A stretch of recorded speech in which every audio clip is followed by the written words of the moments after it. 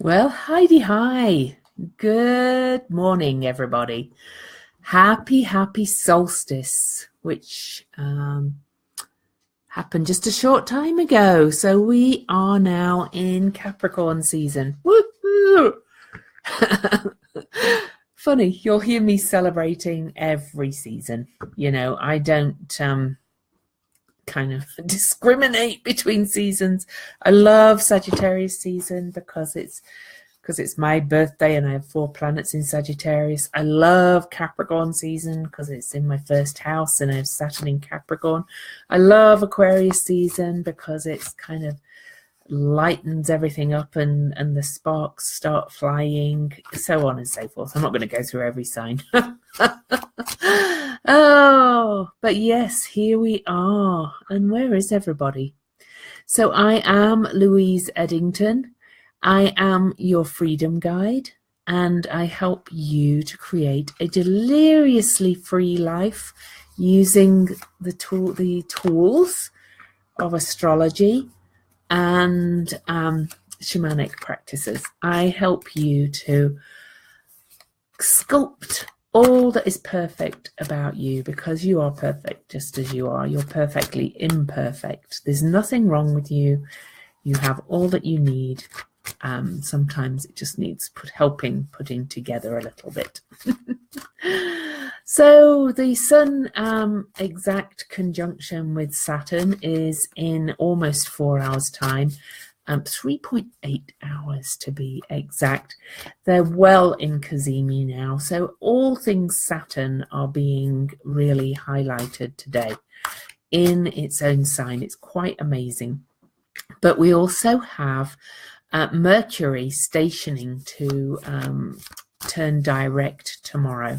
He's virtually really at a standstill now because he's at 13 degrees and 10 minutes, and he will solar arc minutes, and he will turn direct at 13 degrees and 1 minute.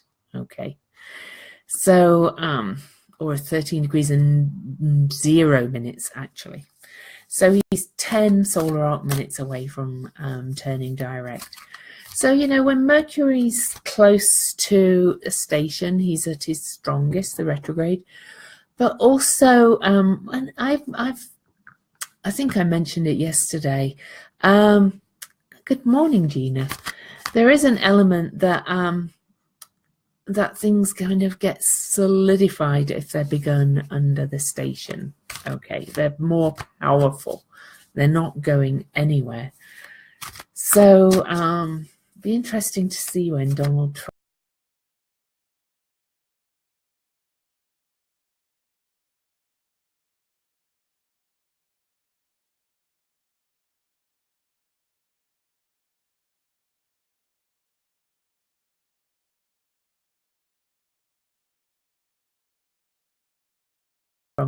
actually signs this tax bill into being, because it was written under a Mercury retrograde and voted on under the Mercury retrograde. But when will he sign it? Really, that's if he waits till January, then it's going to perhaps have a whole different flavor. So anyway, it's interesting to see. But as I was talking about this morning, we had in my post, we have the moon in Aquarius too, and Aquarius is ruled by Uranus, but was traditionally ruled by Saturn, because Aquarius has this kind of traditional side of it. And I've often talked about bringing in the kind of the old ways, the shamanic ways, into the new age, as we kind of return to real earth-based medicine and such like. So we've kind of got that flavor coming in, I believe. It's a nightmare for us. Oh, the tax thing. Well, you mean work-wise or personally tax-wise? Just wondered.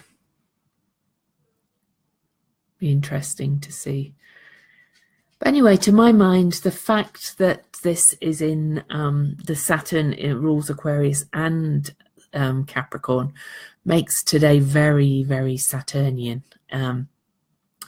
And brings us back to really old traditions. Okay, you know, you hear a lot about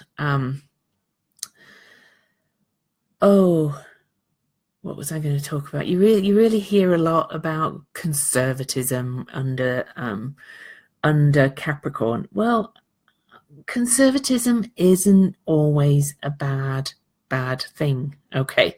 Because it can take us back into, you know, really older things, not just what we think of perhaps as conservatism now. Conservatism means preserving, okay? And, you know, preserving the old ways. Anyway, she must have gone. I don't know. I presume she means work-wise. Gina works in Washington. So anyway. So, but I did promise to talk about a little bit about the sea goat today, okay? Because that is the symbol of Capricorn, and not so much Saturn. Okay. So the sea goat is a combination of earth and water that suggests that Capricorns are both grounded and practical, as well as sensitive and creative. They're just savvy and street smart enough not to let you into their soft side. They don't show it very often. I wonder why everybody's going. Anyway, it's a busy time of year. Lots of people watching the recording, I hope. So anyway, Capricorn is the last earth sign, and Capricorn represents worldly success. It's right at the top of the natural chart, at the cusp of the 10th house, right at the midheaven, the most public worldly place. But must we sell our soul to the devil to achieve success and status? Absolutely not. Capricorn knows all success can be achieved through hard work. But a Capricorn is savvy enough to know not to sign anything without having a lawyer look over it first. I am reading for this because I found a really good article about it. Capricorns are ruled by Saturn, and just like their planetary ruler, Capricorns are disciplined.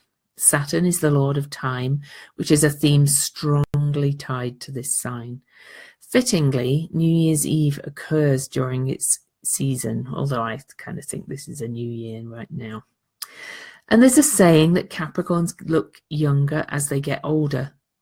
And I would say that's true. As Capricorn and Saturn ages, it gets more playful. Okay. It's a cardinal sign, the first sign of the season. So it's initiating, it's starting new things. Okay. But let's go around to the sea goat. Okay.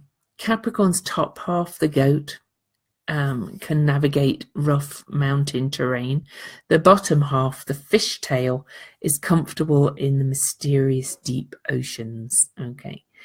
This suggests that Capricorns, as I said, are both practical and grounded, as well as sensitive and creative. So I did want to say something else about the sea goat. Oh, the sea goat. Let me have a look. I read something I wanted to tell you, and I can't find it now. Oh, are people coming back on? Oh, the myth. I wanted to read you about the myth of the sea goat.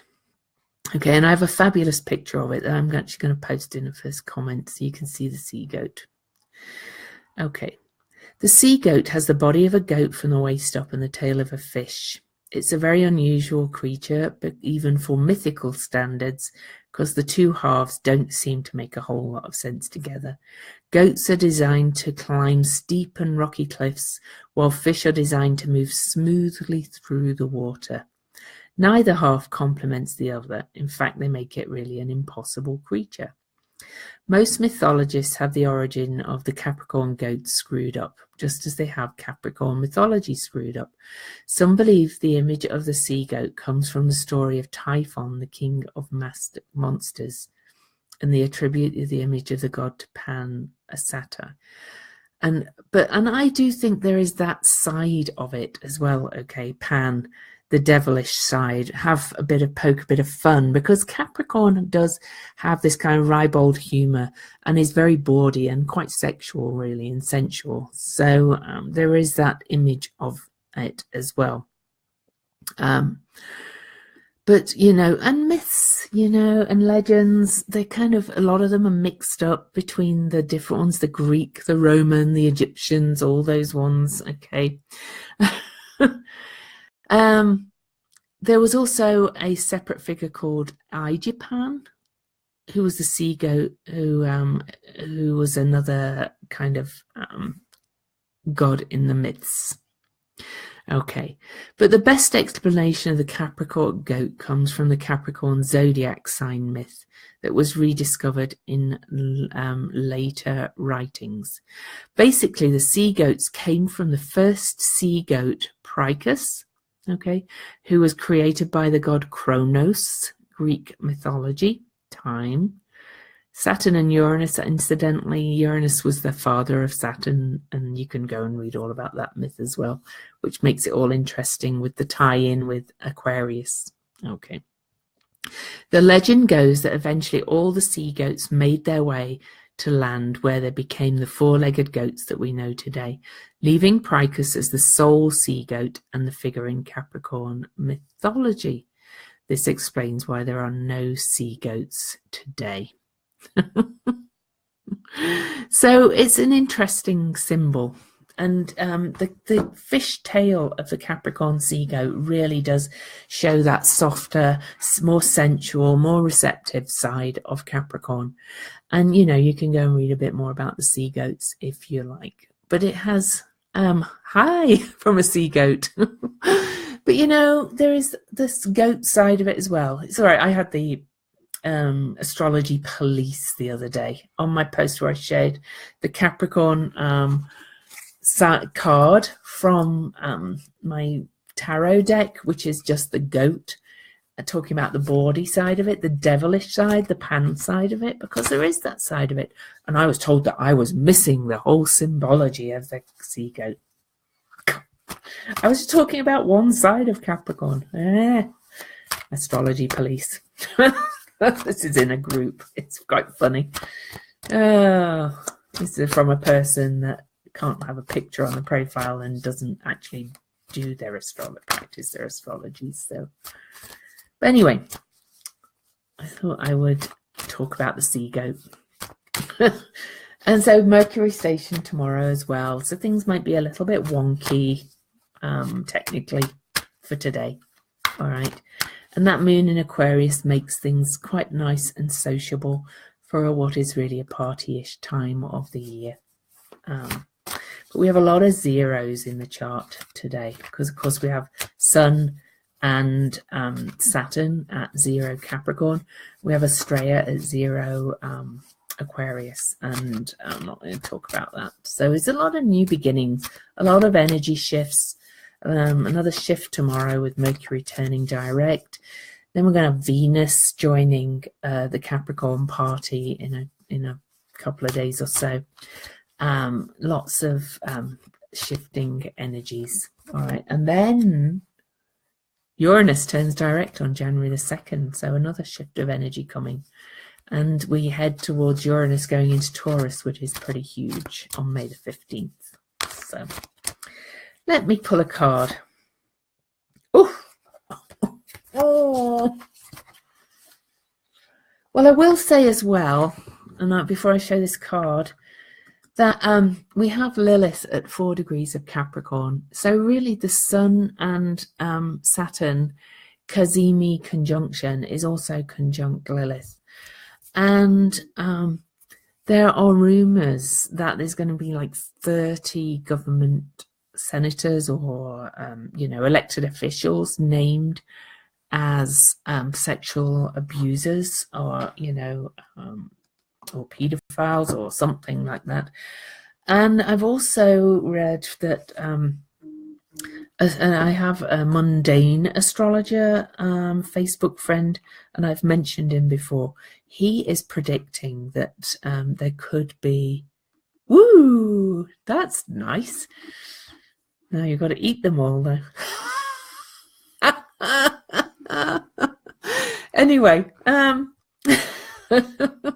Capricorn's very earthy, good food, yum, yum, yum, especially if we get the female side in it. But anyway, this astrologer friend of mine, or associate or whatever, you know, I don't really know him very well, but we've become Facebook friends, and I do follow his posts because he's very accurate. And mundane astrology is kind of the prediction of world events and financial kind of events and things like that. So he says, and I don't mean to be doom and gloom, but there's the card. Okay. Something is indeed going to happen that makes the US very sad over Christmas, because he's doing the astrology for, and his name's Peter Novak, if you want to find him. He says possibly grieving, mourning, and or disgusted also. Well, maybe it's a tax bill, but I don't know.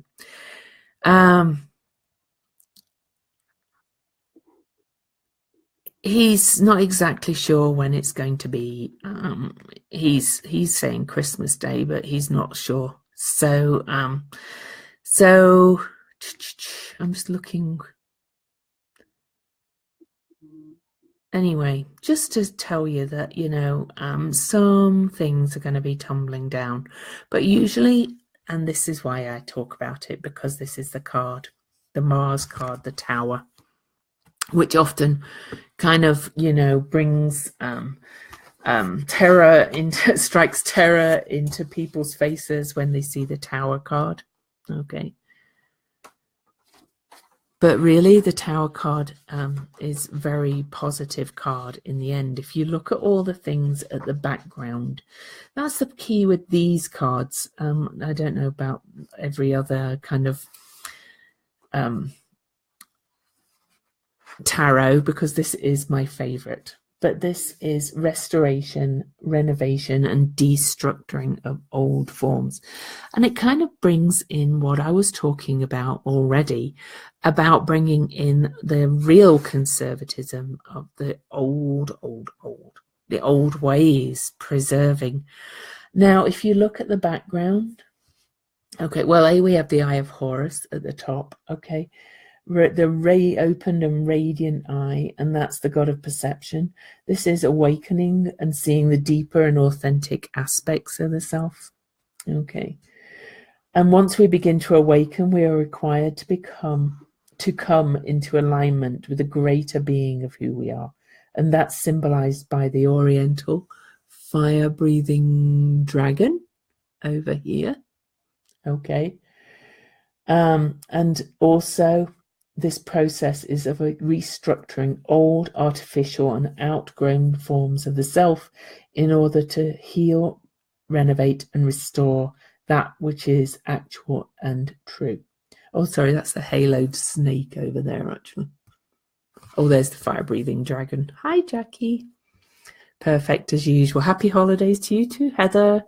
And all of you, happy holidays, but you'll still see a bit more of me before me again. So the haloed snake reminds us that renovation often is a process that is similar to that of a snake shedding an old skin in order to express more fully who we are. And the dove with the olive twig up there, I love this. There's so much in these cards. Okay. Is the symbol of the inner peace that comes when we return to the essential and authentic aspects of who we are. This symbol reminds us that during times of inner and outer restoration processes, it's important to remember, be gentle with yourself. Your spirit animal, yes, the dragon. So yes, that's from the Desiderata. Okay. Now this card coming at this time, I do have to say, I kind of feel it in my bones that Peter Novak is right, that we are going to have some big event over the holidays. I think it's connected with our institutions, though, in our government in some way, you know, and it's going to wake a lot more people up, and we're going to wake up to this you know, all the things the shedding of the skin we need. And I come back to, I posted a picture yesterday, and incidentally, it was on my call for the Planetary Magic Cafe I did yesterday. And I think I am actually going to post the recording in the group. So if you're not in the Planetary Magic Cafe group, come over and look. But if it is to be, okay, enjoy work, you're welcome. If it is to be, it's up to me. It's becoming really obvious that that is kind of this theme that we have upcoming. And you could say it's always been the case, but, you know, with potentially all these kind of social programs being stripped and things, if it is to be, it's up to me. We can moan about it, we can protest it, we can try to change it back again and reintroduce the social programs, but in the meantime we have to take care of ourselves and then consequently help others. So if it is to be, it's up to me, is just keeps coming round and round in my head. So my loves, I'm off to lunch with my little mastermind group so we can talk about our businesses. I love you all. Hope you're having a lovely, easeful build up to the holidays.